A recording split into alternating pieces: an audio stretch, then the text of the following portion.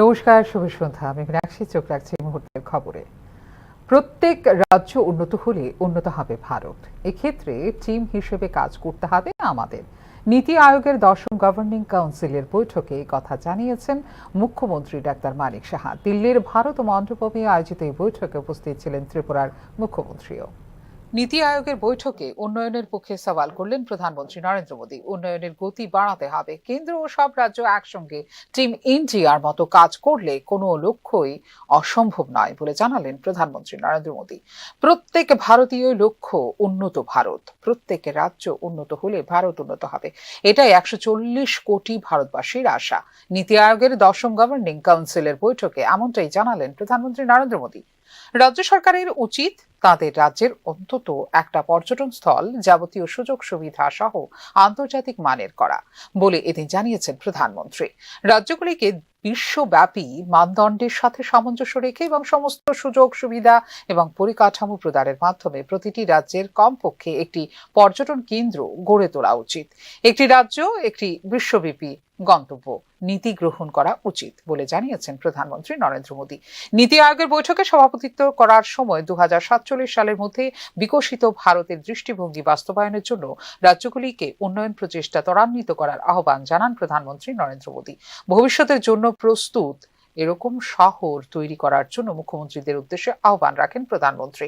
আমাদের একটি লক্ষ্যের উপর মনোনিবেশ করা উচিত, আর তা হলো 2047 সালের মধ্যে ভারতকে উন্নত করা। আমাদের লক্ষ্য থাকা উচিত প্রতিটি রাজ্যকে উন্নত করা, প্রতিটি শহরকে উন্নত করা, প্রতিটি নগরপালিকা উন্নত করা এবং প্রতিটি গ্রামকে উন্নত করা। আমরা যদি এই লাইনে কাজ করি তাহলে আমাদের 2047 সাল পর্যন্ত অপেক্ষা করতে হবে না বিকশিত ভারত হওয়ার জন্য বলে উল্লেখ করেন প্রধানমন্ত্রী। আমাদের এমন ভাবে কাজ করা উচিত যাতে বাস্তবায়িত নীতিগুলো সাধারণ নাগরিকদের জীবনে পরিবর্তন আনে। যখন মানুষ পরিবর্তন অনুভব করে তখনই পরিবর্তনকে শক্তিশালী করে এবং পরিবর্তনকে একটি আন্দোলনে রূপান্তরিত করে। 140 কোটি মানুষের আকাঙ্ক্ষা পূরণের জন্য আমাদের একটি টিম হিসেবে কাজ করার দুর্দান্ত সুযোগ রয়েছে বলে ওই দিন উল্লেখ করেন প্রধানমন্ত্রী নরেন্দ্র মোদী। অপারেশন সিঁদুরের পর সকল রাজ্যের মুখ্যমন্ত্রী এবং কেন্দ্র শাসিত অঞ্চলের লেফটেন্যান্ট গভর্নরদের সাথে প্রধানমন্ত্রীর প্রথম বড় বৈঠক ছিল নীতি আয়োগের এদিনের এই 10ম পরিচালনা পরিষদের বৈঠক। গত বছর 27 জুলাই অনুষ্ঠিত হয়েছিল নীতি আয়োগের 9ম পূর্ণাঙ্গ পরিচালনা পরিষদের বৈঠক। প্রধানমন্ত্রী নরেন্দ্র মোদীর সভাপতিত্বে নয়াদিল্লির ভারত মণ্ডপমে নীতি আয়োগের পরিচালনা পরিষদের 10ম পূর্ণাঙ্গ সভায় উপস্থিত ছিলেন ত্রিপুরার মুখ্যমন্ত্রী ডাক্তার মানিক সাহাও। ফিউরো রিপোর্ট, নিউজ নাও।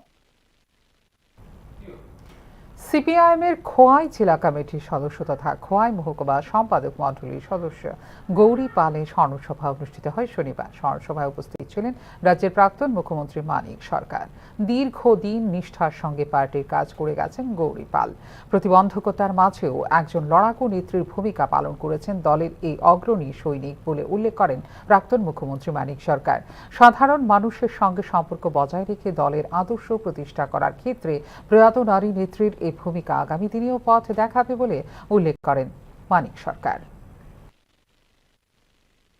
গৌরী পালকে প্রথম আমি দেখি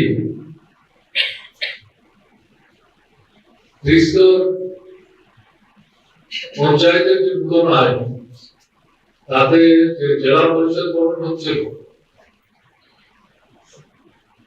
অবিভক্ত খোয়াই জেলা নির্বাচিত হয়ে গৌরী সহ সভানেত্রীর দায়িত্ব পালন করছিলেন।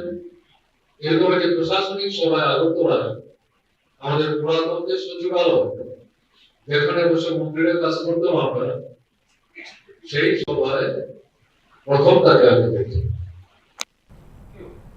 নির্ধারিত সময়ের 8 দিন আগেই বর্ষা প্রবেশ করল দেশে। শুক্রবার আনুষ্ঠানিকভাবে এই কথা জানিয়েছে ভারতের মৌসুম ভবন। শেষ 16 বছরে এমনটা ঘটেনি। শনিবার বর্ষা প্রবেশ করল কেরলে। নির্ধারিত সময়ের 8 দিন আগেই বর্ষা প্রবেশ করেছে কেরলে। ভারতের মৌসুম ভবনের তরফে জানানো হয়েছে এই বছর কেরলে বর্ষা এসেছে 23 মে, যা গত 16 বছরের মধ্যে সবচেয়ে আগে। সাধারণত 1 জুন বর্ষা প্রবেশ করে কেরলে। শেষবার এত আগে বর্ষা প্রবেশ করেছিল 2009 ও 2001 সালে। সেবারেও 23 মে বর্ষা প্রবেশ করেছিল দেশে। এর আগে সর্বপ্রথম বর্ষার আগমন হয়েছিল 1918 সালে 11 মে। অন্যদিকে সবচেয়ে দেরিতে বর্ষা এসেছিল 1972 সালে 18 জুন। 2023 সালেও বর্ষা প্রবেশ করেছে 8 জুন। হাওয়া অফিসের তরফে জানানো হয়েছে গত কয়েকদিনে অনুকূল পরিবেশ তৈরি হয়েছে বর্ষার। একদিকে নিম্নচাপের প্রভাবে, অন্যদিকে মৌসুমী বায়ুর অগ্রগতির ফলে ভারী বৃষ্টিপাত হয়েছে কেরলের বিভিন্ন জেলায়। তবে ত্রিপুরায় কবে বর্ষা প্রবেশ করবে সে সম্পর্কে এখনো কিছু জানায়নি আবহাওয়া দফতর। আবহাওয়া দফতরের পূর্বাভাস অনুযায়ী কেরল, উপকূলীয় কর্ণাটক এবং কনরুন ও গোয়া অঞ্চলে বিক্ষিপ্তভাবে ভারী থেকে অতি ভারী বৃষ্টিপাতের সম্ভাবনা রয়েছে আগামী 24 ঘন্টায়। মৌসুম ভবনের তথ্য অনুযায়ী 25 মে থেকে 29 মে পর্যন্ত কেরল এবং উপকূলীয় কর্ণাটকে ভারী থেকে অতি ভারী বৃষ্টিপাত হতে পারে, সঙ্গে সম্ভাবনা রয়েছে ঘন্টায় 40 থেকে 50 কিলোমিটার গতিতে ঝোড়ো হাওয়ার। তামিলনাড়ু, তেলেঙ্গানা এবং অন্ধ্রপ্রদেশেও পূর্বাভাস রয়েছে আগামী 5 দিনে বিক্ষিপ্তভাবে বৃষ্টি ও বজ্রবিদ্যুৎ সহ ঝড়ের। বর্ষার আগমন সাধারণত বিভিন্ন ক্ষেত্রে নিয়ে আসে ইতিবাচক বার্তা, বিশেষ করে কৃষি ক্ষেত্রে, যা ভারতের গ্রামীণ অর্থনীতির মেরুদণ্ড। এক্ষেত্রে উপকৃত হয় সবচেয়ে বেশি। সময়মতো বৃষ্টিপাত ভূগর্ভস্থ জলের স্তর উন্নত করে, জলাশয় ভরাট করে এবং ধান, ডাল, তৈলবীজ, তুলা এবং শাক সবজির মতো খরিফ ফসলের আগাম বপনে সহায়তা করে। এসব কিছুই খাদ্য নিরাপত্তা এবং গ্রামীণ আয়ের জন্য গুরুত্বপূর্ণ। তবে আবহাওয়া বিশেষজ্ঞরা ইতিমধ্যেই সতর্ক করে দিয়েছিলেন যে বর্ষার আগমন উৎসাহব্যঞ্জক হলেও আসল প্রভাব নির্ভর করবে আগামী সপ্তাহগুলিতে। সারা দেশে বর্ষার অগ্রগতি কতটা স্থির এবং সমানভাবে হতে হবে তার উপর। খরিফ ফসলের বাম্পার ফলনের জন্য অপরিহার্য সারা দেশে বর্ষার সমান বিস্তার এবং বৃষ্টিপাত। যদি বর্ষা তার গতি বজায় রাখে এবং জুলাইয়ের মাঝামাঝি সময়ে মধ্য ও উত্তর ভারতে সমানভাবে ছড়িয়ে পড়ে, তাহলে এটি হবে একটি স্বাভাবিক প্রক্রিয়া। এক্ষেত্রে দেশের কৃষি উৎপাদন বৃদ্ধি পাবে, যা নিয়ন্ত্রণে রাখবে মুদ্রাস্ফীতি এবং সাহায্য করবে অর্থনৈতিক প্রবৃদ্ধিতে। ফিউরো রিপোর্ট, নিউজ নাও। এখনকার মতো এই মুহূর্তের সংবাদ এই পর্যন্ত। অন্যান্য আপডেটস দেখার জন্য অবশ্যই নজর রাখতে হবে নিউজ নাওর পর্দায়। নমস্কার।